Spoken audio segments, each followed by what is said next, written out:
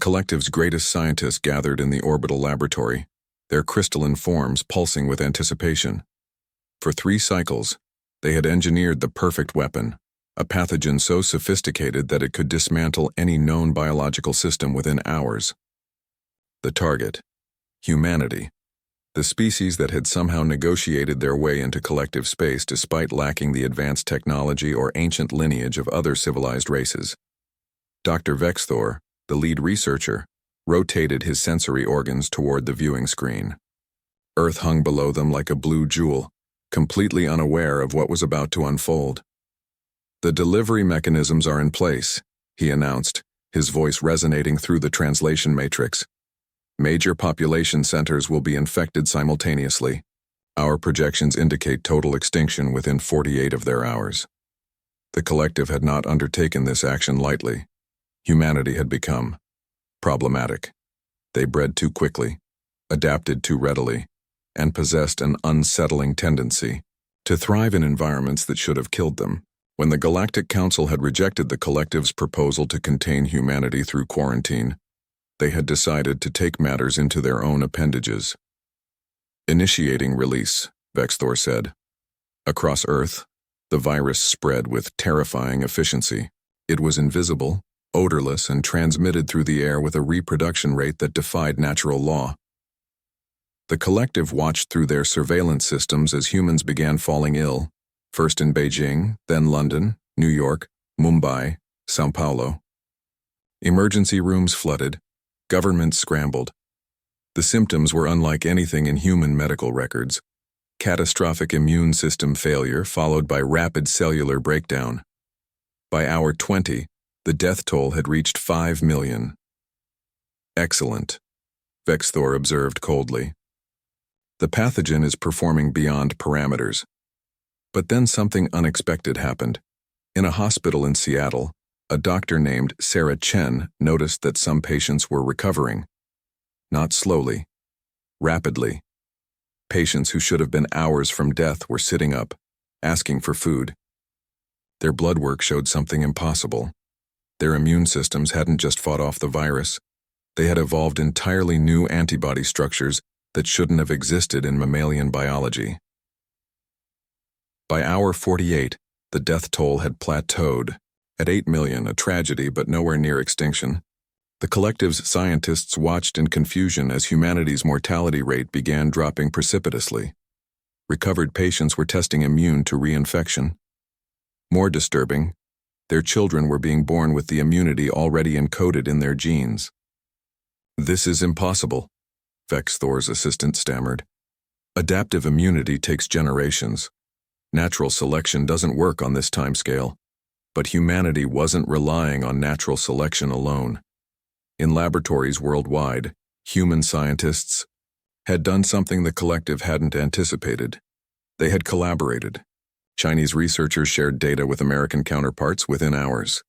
Indian biotech firms worked seamlessly with European pharmaceutical companies.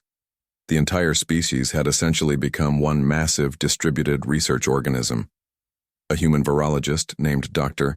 James Okonkwo appeared on their surveillance feeds, presenting findings to a joint session of the WHO and CDC. "The virus is sophisticated," he explained, but it made one critical miscalculation. It assumed human immune systems were static. Our bodies don't just fight pathogens, they remember, adapt, and evolve. Whoever designed this didn't account for human genetic plasticity. By day 7, the collective's weapon had effectively been neutralized. 93% of humanity was now immune. The virus still existed, but it had become nothing more than a mild seasonal illness like the countless others humans had absorbed into their biological repertoire over millennia. Vexthor reviewed the data in stunned silence. The humans had done more than survive. They had domesticated the virus, turned a species killer into just another entry in their immunological database. Their children would carry resistance to the collective's most advanced bioweapon as naturally as they carried resistance to ancient Earth diseases. "How?" his assistant asked, voicing what they all wondered. Vexthor examined humanity's evolutionary history data the collective had previously dismissed as irrelevant. Humans had evolved in proximity to some of the most aggressive pathogens in the galaxy. Their ancestors had survived plague after plague, each one culling the weak and leaving the adaptable. They had lived alongside animals, insect vectors, and dense populations for thousands of generations. Their immune systems weren't just defensive, they were aggressive, creative, almost predatory in how they learned and adapted. More than that, humans had something the collective lacked: variation. Where the collective had optimized themselves into genetic uniformity, humans remained stubbornly diverse. What killed one population barely affected another. Their genetic messiness, which the collective had viewed as primitive, was actually their greatest strength. They're not just survivors, Vexthor said slowly, a new emotion entering his voice. Something that translated roughly as respect or perhaps fear. They're apex adapters. Every challenge doesn't weaken them, it trains them.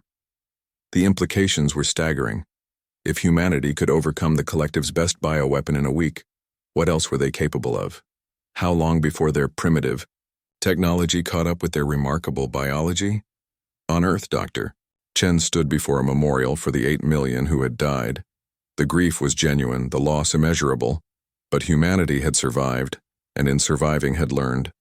They now knew they weren't alone in the universe, and they knew that someone out there had tried to kill them. The collective surveillance systems captured a moment that would be transmitted across their entire civilization. A young human child, no more than 5 years old, looking up at the stars with an expression not of fear, but of curiosity and determination. Vexthor ordered the laboratory sealed and all research data destroyed. The collective would recommend to the Galactic Council that humanity be granted full membership and wide berth. Some species, he had learned, weren't meant to be eliminated. They were meant to be respected,